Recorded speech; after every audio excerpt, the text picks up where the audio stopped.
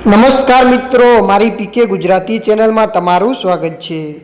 દેશ દુનિયાના તમામ તાજા ખબર સૌથી પહેલાં જાણવા માટે અમારી પીકે ગુજરાતી ચેનલને સબસ્ક્રાઇબ કરી નાખજો।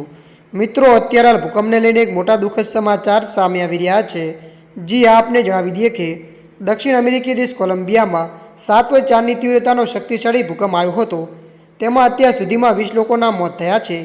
મળતી માહિતી અનુસાર આપને જણાવી દઈએ કે ભૂકંપ સ્થાનિક સમય મુજબ સોમવારે સવારે લગભગ 7 વાગે આવ્યો હતો।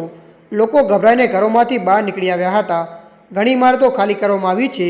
સેંકડો લોકો ઘાયલ થયા હોવાના સમાચાર છે।